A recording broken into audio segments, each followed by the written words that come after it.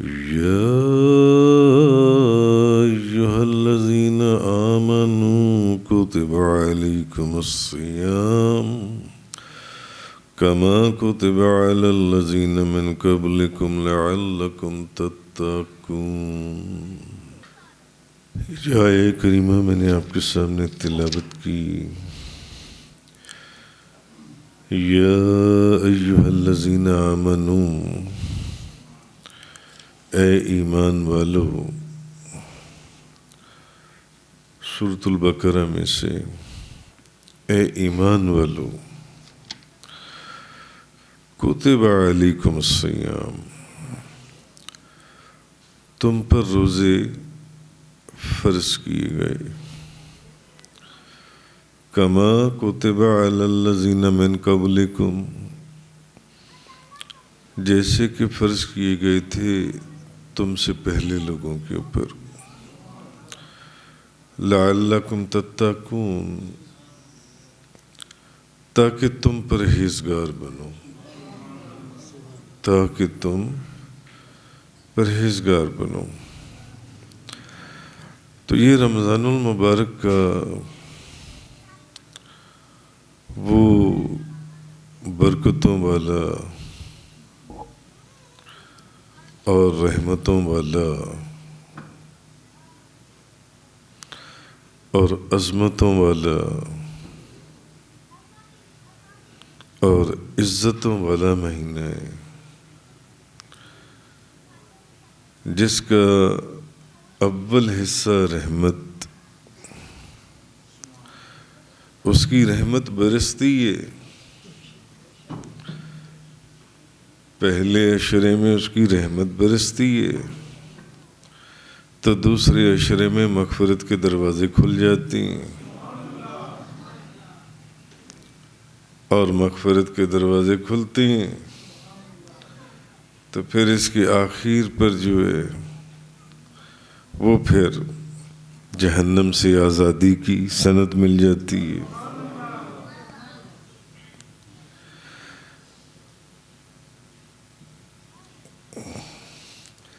رحمت کا دروازہ کھلتا ہے تو مغفرت کا دروازہ کھلتا ہے. جب وہ رحم فرماتا ہے تو پھر وہ معاف فرماتا ہے، اور پھر جب وہ معاف کرتا ہے تو پھر وہ جہنم سے آزاد کر دیتا ہے.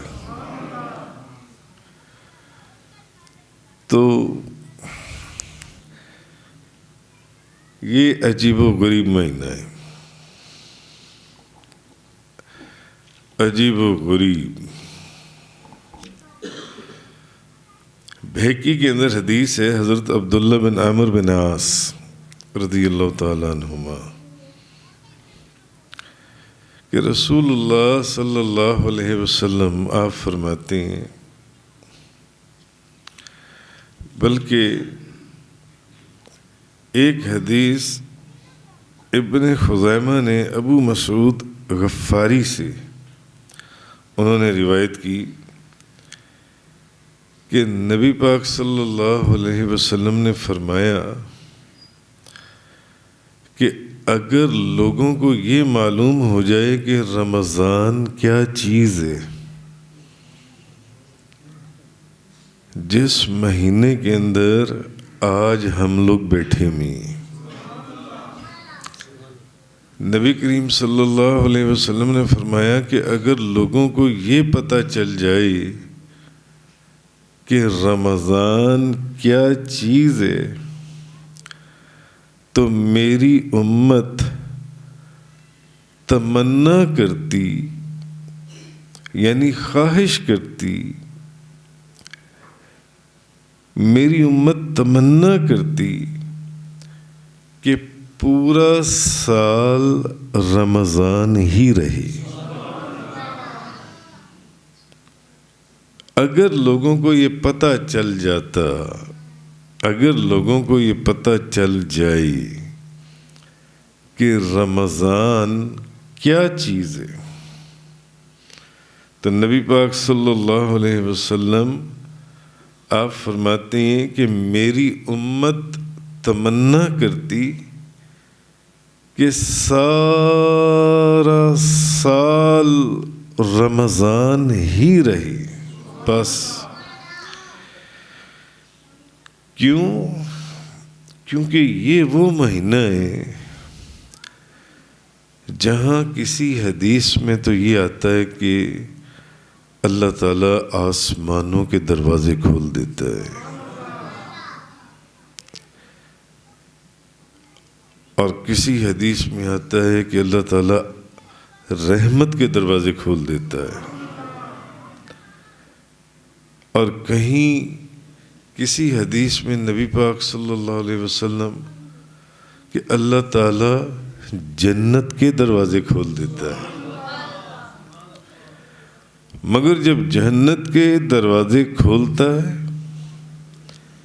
تو جہنم کے دروازے بند کر دیتا ہے.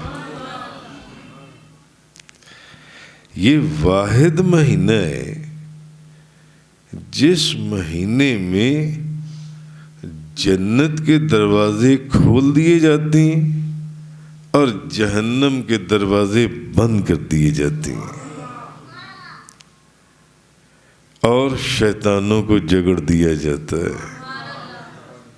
تو نبی پاک صلی اللہ علیہ وسلم آپ نے فرمایا کہ اگر میری امت، اگر لوگوں کو یہ پتہ چل جاتا کہ رمضان کیا چیز ہے، کیا چیز ہے، تو میری امت تمنا کرتی کہ پورا سال رمضان ہی رہی. اب سوچنے کی بات یہ کہ حضرت سلمان فارسی والی جو ایک طویل حدیث میں اکثر آپ کو سناتا ہوں کہ نبی کریم صلی اللہ علیہ وسلم اس حدیث میں حضور نے فرمایا رمضان المبارک کے فضائل کے ضمن میں کہ رمضان کیا چیز ہے، کہ یہ وہ مہینہ ہے جس مہینے کے اندر نفل کو فرض بنا دیا جاتا ہے اور فرض کو 70 فرضوں میں کنورٹ کر دیا جاتا ہے. اس مہینے میں اگر آپ نے نفل پڑھے، وہ تہجد، اوابین، اشراق، چاشت، نماز تراویح ہے، نماز تراویح. تو اس مہینے میں نفل جو ہے ان کو فرضوں میں، وہ فرضوں کے برابر ہیں، اور جس نے اس مہینے میں ایک فرض ادا کیا وہ ایسے ہے جیسے کہ اس نے کسی دوسرے مہینے میں 70 فرض ادا کیے.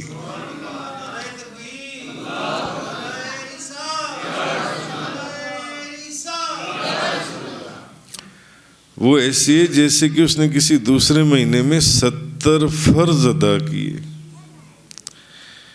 اسی لیے حضور نے اس کے ضمن، اس کے فضائل میں، اس کے فضائل کے اندر نبی کریم صلی اللہ علیہ وسلم، یہ حدیث میں آپ کو ہر سال سناتا ہوں، چلے میں اس دفعہ بھی آپ کو سنا دیتا ہوں. یہ حدیث حضرت سلمان فارسی کی حدیث پاک ہے، ان سے وہ اس کے راوی ہیں کہ نبی پاک صلی اللہ علیہ وسلم آپ نے شعبان کے آخری دن واز فرمایا حضور نے، اور حضور نے فرمایا لوگو تم پر عظمت والا اور برکت والا مہینہ آ گیا ہے.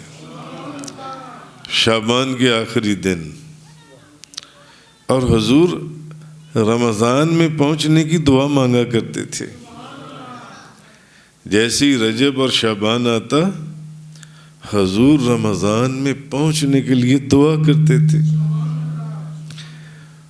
اسی لیے تو حضور نے فرمایا کہ اگر لوگ یہ جان لیتے کہ رمضان ہے کیا چیز تو سارا سال تمنا رمضان کی کرتے کہ یا اللہ سارا سال رمضان ہی رہی.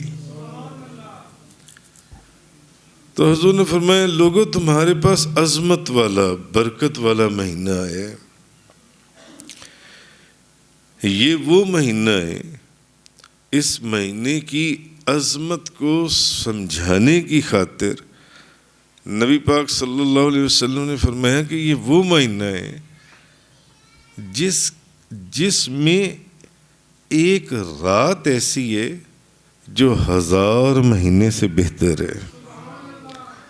1000 مہینے سے 1000 مہینے کی عبادت اور قیام اور ذکر اور اذکار ایک طرف، مگر اس مہینے میں ایک رات ایسی ہے جو 1000 مہینے سے بہتر ہے. نبی پاک صلی اللہ علیہ وسلم نے فرمایا. اور یہ مہینہ ہے جس کے روزے اللہ نے فرض کیے ہیں، اور اس کی رات میں قیام جو ہے وہ سنت بنا ہے. تو جو اس میں کوئی نفل نیکی کا کام کرے تو وہ ایسی ہے جیسے اس نے کسی دوسرے مہینے میں فرض ادا کیا، اور جو اس مہینے میں فرض ادا کرے تو وہ ایسی ہے جیسے کہ اس نے کسی دوسرے مہینے میں 70 فرض ادا کیے. تو یہ مہینہ صبر کا ہے.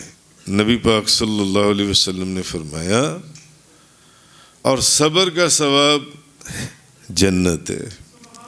صبر کا ثواب جنت ہے. اچھا، پھر نبی پاک صلی اللہ علیہ وسلم نے فرمایا کہ اس مہینے میں مومن کا رزق بڑھایا جاتا ہے. اور وہ ہم دیکھتے ہیں جو برکت اور جو رحمت اس مہینے میں مومن کا رزق بڑھا دیا جاتا ہے. اس مہینے کے اندر اس کے کاروبار میں برکت اللہ تعالیٰ ڈال دیتا ہے، اس کے رزق میں برکت ڈال دیتا ہے، اس کی آمدنی میں برکت ڈال دیتا ہے. اور میں اکثر ایک بات کرتا ہوں کہ بظاہر ہم روزے سے ہوتے ہیں جیسے ہم سارا دن کچھ نہیں کھا رہے، ہم اللہ کی رضا کی خاطر سب کچھ چھوڑے بیٹھے ہیں، کھانا بھی چھوڑ دیا، پینا بھی چھوڑ دیا سارا دن. لیکن جو نبی پاک صلی اللہ علیہ وسلم نے فرمایا کہ اس مہینے میں مومن کا رزق بڑھا دیا جاتا ہے. تو افطاری کے وقت کا منظر اگر آپ اپنی آنکھوں کے سامنے لے آئیں کہ جب آپ افطاری کرتے ہیں اللہ تعالیٰ کیسی کیسی نعمتیں آپ کے دسترخوان کے اوپر بھیج دیتا ہے. کیسی کیسی نعمتیں. کیا سارا سال آپ کھجوریں کھاتے رہتے ہیں؟ سارا سال بلا ناگہ آپ کھجوریں کھاتے ہیں 365 دن؟ کیا سارا سال آپ سموسے کھاتے ہیں یا پکوڑے کھاتے ہیں یا کچوریاں کھاتے ہیں؟ ڈیلی آپ کے دسترخوان پر کچوریاں ہوتی ہیں، سموسے ہوتے ہیں، پکوڑے ہوتی ہیں، دہی بھلے ہوتی ہیں، فروٹ چاٹ ہوتی ہے، دودھ ہوتا ہے، سکنجمین ہوتی ہے. نہیں، میرا خیال ہے میں کبھی 6 مہینے میں شاید ایک دفعہ دہی بھلے کی پلیٹ کھا لوں، کبھی 6 مہینے میں ایک دفعہ فروٹ چاٹ لے لوں، کبھی 6 مہینے میں شاید کبھی سال میں 1 دفعہ 2 دفعہ سموسہ کھا لیا ہو. مگر رمضان میں کم و بیش ہر گھر کے اندر ڈیلی دسترخوان کے اوپر کھجوریں بھی ہوتی ہیں، پکوڑے بھی ہوتے ہیں، سموسے بھی ہوتے ہیں، کچوریاں بھی ہوتی ہیں، شربت بھی ہوتا ہے، دودھ بھی ہوتا ہے، سکنجبین بھی ہوتی ہے، پھر کھانا بھی ہوتا ہے. ہر اللہ تعالیٰ اس مہینے میں آپ بلا اختیار آپ گھر میں کسی کو کہیں یا نہ کہیں، مگر افطاری کے وقت آپ دیکھ لیں دسترخوان کے اوپر آپ کی کئی نعمتیں موجود ہوں گی، کئی قسم کی نعمتیں. تو نبی پاک صلی اللہ علیہ وسلم نے فرمایا کہ یہ وہ مہینہ ہے جس کے اندر مومن کا رزق بڑھا دیا جاتا ہے۔ اور جو بندہ اس مہینے میں کسی کا روزہ افطار کروائے تو اس کے گناہوں کی مغفرت کر دی جاتی ہے، اس کے گناہ بخش دیے جاتے ہیں، اور اس کی گردن آگ سے آزاد کر دی جائے گی۔ جو بندہ اس مہینے میں کسی کا روزہ کروائے جون سے، روزہ کھلوائے جون سے، جو بندہ، اس کی گردن کو آگ سے آزاد کر دی جائے گی، اور افطار کروانے والے کو اتنا ہی ثواب ملے گا جتنا روزہ رکھنے والے کو ملے گا۔ افطار کروانے والے کو، بغیر اس کے کہ اس کے اجر میں کوئی کمی ہو۔ تو حضرت سلمان فارسی کہتے ہیں کہ ہم نے عرض کیا یا رسول اللہ، ہم میں ہر بندہ ہر چیز نہیں پاتا، ہم میں سے ہر شخص ہر چیز نہیں پاتا جس سے وہ لوگوں کو روزہ افطار کروائے۔ یعنی ہر بندے میں اتنی سکت نہیں ہوتی کہ وہ کسی کی افطاری کر سکے، یعنی اس کو پورا ایک کھانا کھلا سکے۔ تو نبی کریم صلی اللہ علیہ وسلم آپ نے فرمایا کہ یہ جو میں نے ثواب بتایا نا، کہ جو بندہ کسی روزے دار کا روزہ کھلوائے، کسی بندے کا روزے دار کا روزہ کھلوائے جن سے، تو اس کی مغفرت ہو جاتی ہے، اس کی گردن کو آگ سے آزاد کر دیا جائے گا، اس بندے کی بخشش ہو جاتی ہے۔ یہ ثواب میں نے اس بندے کا بتایا ہے جو کسی کا روزہ صرف ایک گھونٹ دودھ کے ساتھ کھلوا دے، ایک گھونٹ دودھ کے ساتھ، دودھ بھی نہیں، ایک گھونٹ ایک کھجور سے روزہ کھلوا دے۔ حضور نے فرمایا، یہ ثواب حضور نے فرمایا، یہ جو میں نے ثواب بتایا ہے نا کہ اس بندے کی بخشش ہو جائے گی، مغفرت ہو جائے گی، ایک کھجور سے روزہ کھلوا دے۔ حضور نے فرمایا یعنی اگر دودھ بھی نہیں، کھجور بھی نہیں، صرف ایک گھونٹ پانی سے روزہ کھلوا دے، ایک گھونٹ پانی سے روزہ کھلوا دے، اس کی بھی بخشش مغفرت ہو جائے گی، اس کو بھی آگ سے آزاد کر دیا جائے گا۔ یہ حدیث ہے نبی کریم صلی اللہ علیہ وسلم کی۔ تو اور جو بندہ کسی کو، آپ نے کسی کی افطاری کی، اپنے بھائی کی افطاری کی، اپنے چچا کی افطاری کی، اپنے کسی دوست کی افطاری کی، کسی پیر بھائی کی افطاری کی، اور جو بندہ کسی کو پیٹ بھر کے کھانا کھلا دے، حضور نے فرمایا اس کو پھر اللہ تعالیٰ میرے حوض کوثر سے پانی پلائے گا، یہاں تک پھر وہ پیاسا نہیں ہوگا، اس وقت تک کہ وہ بندہ جنت میں داخل کر دیا جائے گا، جنت میں داخل کر دیا جائے گا۔ تو پھر حضور نے فرمایا کہ یہ مہینہ، اس کا اول رحمت، اور رحمت کے بعد مغفرت، اور پھر جہنم سے آزادی کا مہینہ ہے یہ مہینہ۔ اور آخری جو جملہ، آخری جو بات نبی کریم صلی اللہ علیہ وسلم اس حدیث کے اندر آپ نے ارشاد فرمائی، وہ یہ کہ جو بندہ اپنے غلام یا اپنے ماتحت اس کے کام میں تھوڑی سی تخفیف کر دے، مثلاً آپ کے پاس گھر میں کوئی ملازم ہے یا دفتر میں کوئی ملازم ہے، اگر وہ پہلے 10 گھنٹے کی ڈیوٹی کرتا ہے، آپ اس کی رمضان کے تقدس میں آپ اس کی 10 گھنٹے کی بجائے 9 گھنٹے کی ڈیوٹی کر دیں، 1 گھنٹہ کم کر دیں، اس کا آدھا گھنٹہ کم کر دیں۔ حضور نے فرمایا جو بندہ اپنے ماتحت کے کام میں تخفیف کر دے، کچھ بھی کمی کر دے، نبی کریم صلی اللہ علیہ وسلم نے فرمایا جو اپنے ماتحت کے کام میں تخفیف کر دے رمضان کے اندر، اللہ تعالیٰ اسے بھی بخش دے گا۔ کتنا آسان طریقہ اور آسان سودا ہے، اور جہنم سے آزاد فرما دے گا، جہنم سے آزاد فرما دے گا۔ اسی لیے دیکھیں ایک حدیث میں کہ اب رمضان کے اندر دن میں آپ روزہ رکھتی ہیں اور رات کو آپ کیا کرتی ہیں؟ کیا کرتی ہیں؟ قیام کرتی ہیں، نماز تراویح پڑھتی ہیں، دن میں آپ روزہ رکھتی ہیں۔ اس لیے حدیث ہے، آپ دیکھیے نبی کریم صلی اللہ علیہ وسلم نے فرمایا، اس کے راوی حضرت عبداللہ بن عمر رضی اللہ تعالیٰ عنہما، آپ فرماتے ہیں کہ نبی پاک صلی اللہ علیہ وسلم نے فرمایا کہ روزہ اور قرآن بندے کی شفاعت کریں گے۔ روزہ بھی شفاعت کرے گا اور قرآن بھی شفاعت کرے گا۔ روزہ کہے گا اے میرے رب، میں نے اس کو کھانے سے اور خواہشوں سے دن میں روکے رکھا، میں نے اس کو روکے رکھا، تو میری شفاعت اس کے حق میں قبول فرما، اس بندے کے حق میں قبول فرما۔ روزہ اللہ سے کہے گا اے میرے رب، بخش اس بندے کو، معاف فرما اس بندے کو،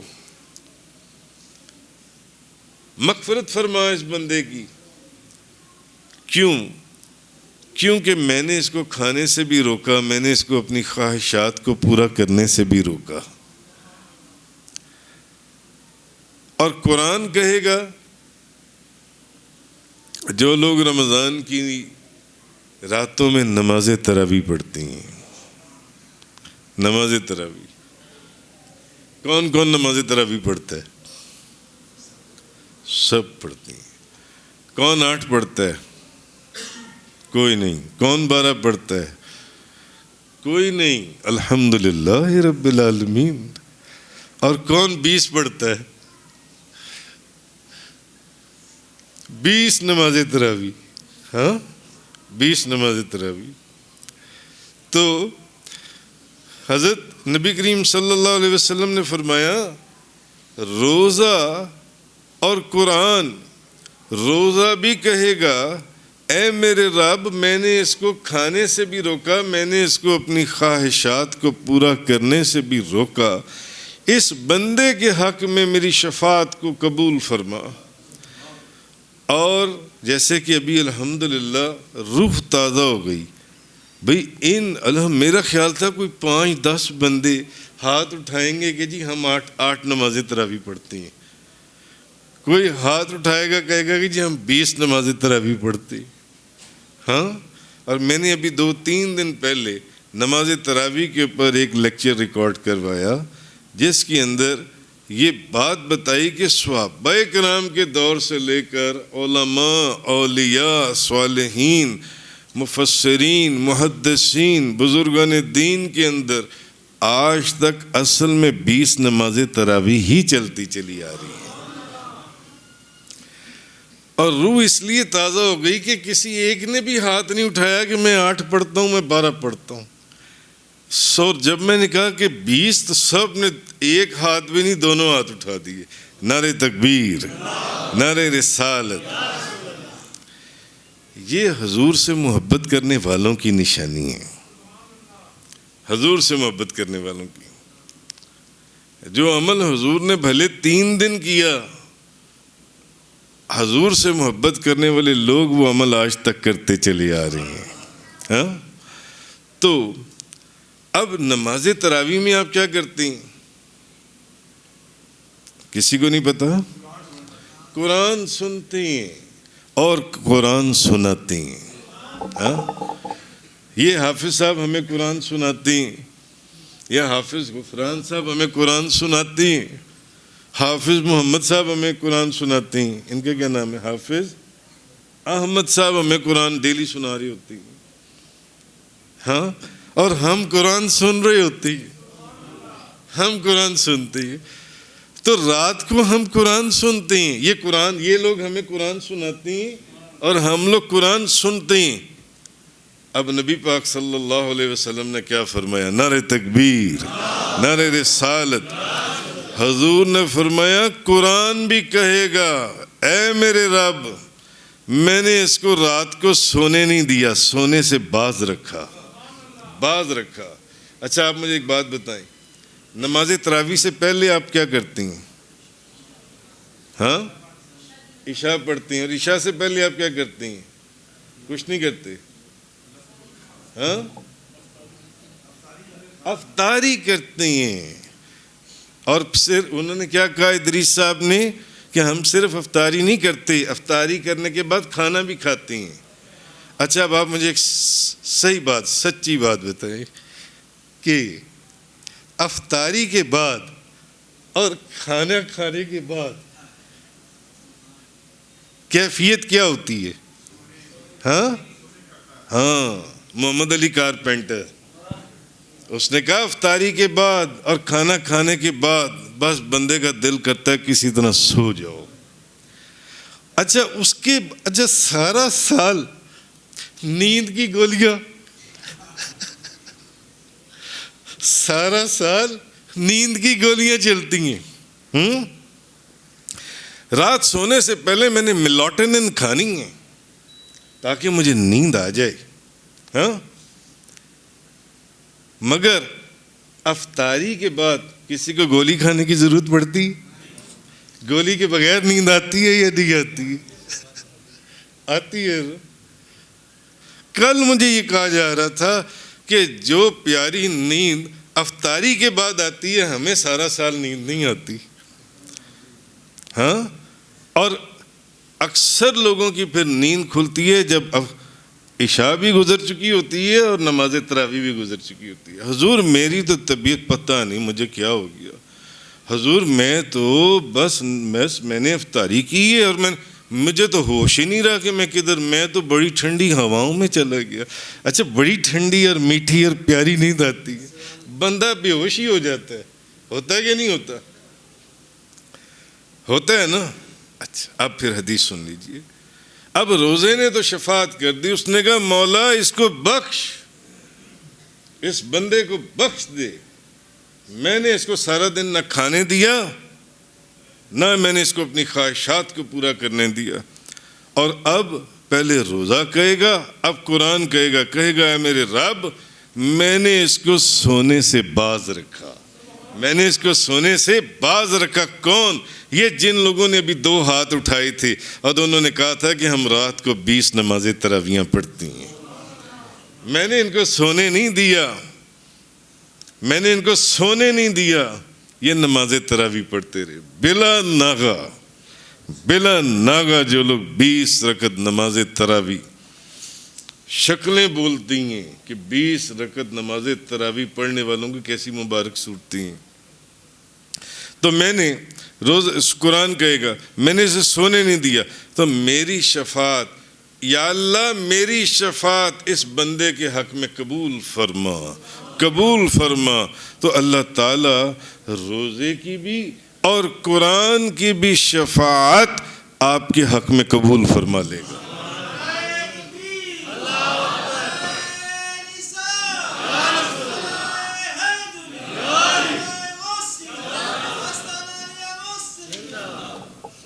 اس بہانی نے حضرت ابو ہریرہ سے روایت کی کہ رسول اللہ صلی اللہ علیہ وسلم حضور نے فرمایا جب رمضان کی پہلی رات آتی ہے نا، بات رمضان کی ہو رہی ہے، تو اللہ اپنی مخلوق کی طرف نظر فرماتا ہے، یہ پہلی رات کی بات ہے، اور جب اللہ کسی بندے کی طرف نظر فرمائے تو پھر اسے کبھی عذاب نہیں دے گا اللہ تبارک و تعالی۔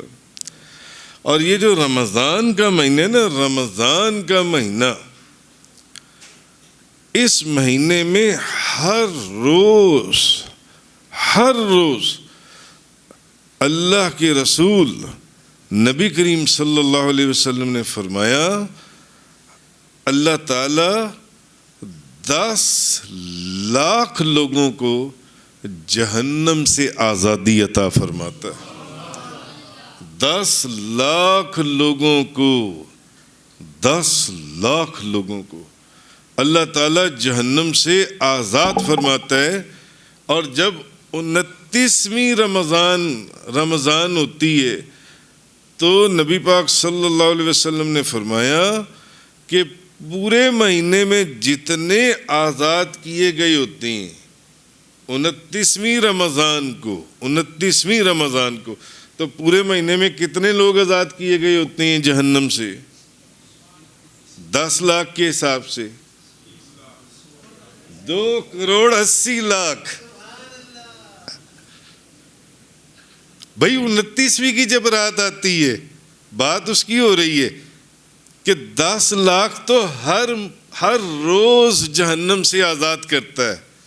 اب جب 29ویں کی رات آتی ہے تو پورے مہینے میں جتنے آزاد کیے ہوتے ہیں 2,80,00,000، ان کے برابر 29ویں کی رات ایک رات میں اللہ تعالیٰ جہنم سے آزاد کرتا ہے لوگوں کو۔ اللہ اکبر۔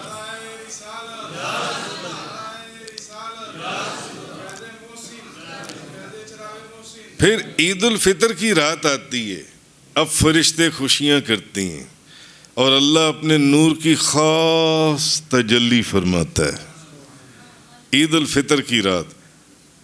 اور احادیث سے اور ہم نے بزرگان دین سے یہ سنا کہ یہ جو عید کی رات ہے، اصل رات ہی یہی ہے جس میں، جیسے کہ اس حدیث کے اندر، جس میں اللہ اپنے نور کی خاص تجلی فرماتا ہے۔ یہ الفاظ ہیں نبی کریم صلی اللہ علیہ وسلم کی زبان مبارک کی۔ عید کی رات اللہ تبارک و تعالی صرف یہ نہیں فرمایا کہ خاص رحم فرماتا ہے، خاص کرم فرماتا ہے، خاص فضل فرماتا ہے یا اپنا نور عطا فرماتا ہے، نہیں، عید کی رات اپنے نور کی تجلی فرماتا ہے۔ اور نبی پاک صلی اللہ علیہ وسلم نے فرمایا عید کی رات جب عید الفطر کی رات آتی ہے، فرشتے خوشیاں کرتے ہیں اور اللہ اپنے نور کی خاص تجلی فرماتا ہے، خاص تجلی۔ یہ رات ہے اللہ کی بارگاہ میں سر جھکانے کی، اس کے احسانات کا شکر ادا کرنے کی۔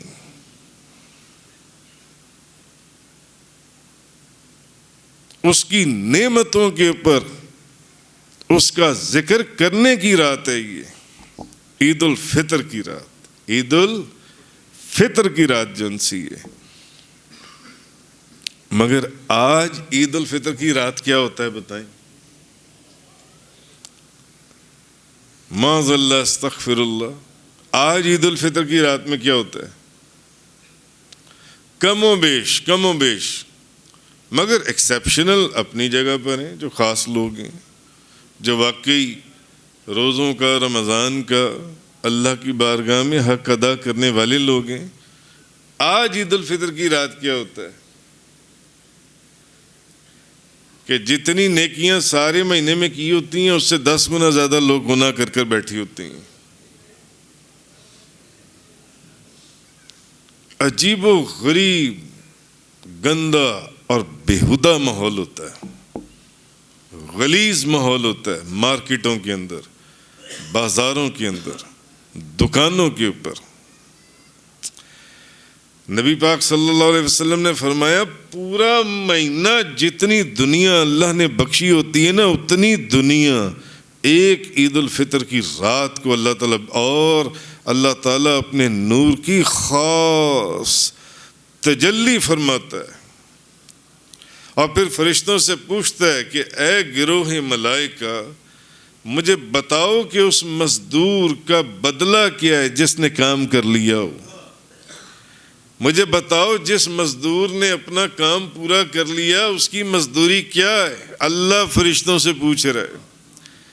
فرشتے عرض کرتے ہیں مولا اس کا اجر پورا دے دیا جائے۔ اللہ فرماتا ہے پھر میں نے تمہیں گواہ کر لیا کہ میں نے ان سب کو بخش دیا، ہے، میں نے تمہیں گواہ کیا، میں نے ان سب کو بخش دیا۔ اس لیے آپ دیکھیں وہ جو حدیث جہاں سے میں نے بات شروع کی تھی، جس جگہ سے کہ حضرت ابو مسعود غفاری سے جو حدیث تھی کہ نبی پاک صلی اللہ علیہ وسلم نے فرمایا اگر بندوں کو یہ پتہ چل جائے کہ رمضان ہے کیا چیز، میری امت تمنا کرتی یا اللہ سارا سال رمضان ہی رہے، بس رمضان ہی رہے، رمضان ہی رہے۔ اور ایک حدیث میں ایک شخص نے عرض کیا، اس نے کہا یا رسول اللہ، حضور سے سوال کیا، اس نے کہا یا رسول اللہ آپ مجھے ایک بات بتائیں کہ اگر میں اس چیز کی گواہی دوں کہ اللہ کے سوا کوئی معبود نہیں اور حضور اللہ کے رسول ہیں، لا الہ الا اللہ محمد الرسول اللہ، اگر میں اس چیز کی گواہی دے دوں کہ اللہ کے سوا کوئی معبود نہیں اور آپ اللہ کے رسول ہیں، سب پڑھیں لا الہ الا اللہ محمد الرسول اللہ، اللہ کے سوا کوئی معبود نہیں، حضرت محمد اس کے رسول ہیں، اگر میں اس کی گواہی دے دوں۔ اس نے کہا یا رسول اللہ اگر میں یہ کہوں اور پھر میں 5 وقت کی نماز پڑھوں، 5 وقت کی نماز پڑھوں اور میں زکوٰۃ بھی ادا کروں اور میں رمضان کے روزے بھی رکھوں اور میں رمضان کی راتوں میں قیام بھی کروں، تو اس نے حضور سے پوچھا، اس نے کہا یا رسول اللہ مجھے یہ بتائیں کہ میرا شمار کن لوگوں میں ہوگا، یعنی میرا ذکر کن لوگوں میں ہوگا، مجھے کن لوگوں میں شامل کیا جائے گا، وہ کون سا گروپ ہے جس گروپ کے اندر میرا نام لکھا جائے گا، جس کے اندر مجھے اٹھایا جائے گا، جس میں مجھے بلایا جائے گا، جس میں مجھے رکھا جائے گا۔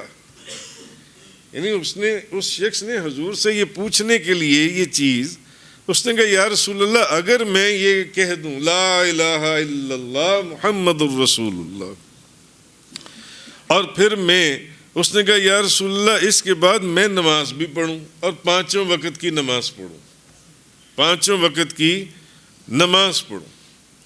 ہاں اب آپ یہ دیکھیے کہ الحمدللہ رب العالمین، ہمارا تو کلمہ ہی یہ ہے کہ لا الہ الا اللہ محمد الرسول اللہ، سب اونچی آواز سے پڑھیں لا الہ الا اللہ محمد الرسول اللہ، یہ ہمارا کلمہ ہے، ہمارا تو کلمہ ہی ہے۔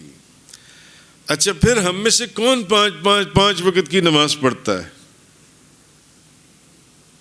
پہلے 10 ساتھ، پھر 20، پھر 30، اب 50، 60، 70، 80 ہو گئے، چلو آہستہ آہستہ اٹھ، مگر چلو الحمدللہ سارے ہی اٹھ گئے سوچ سمجھ کر۔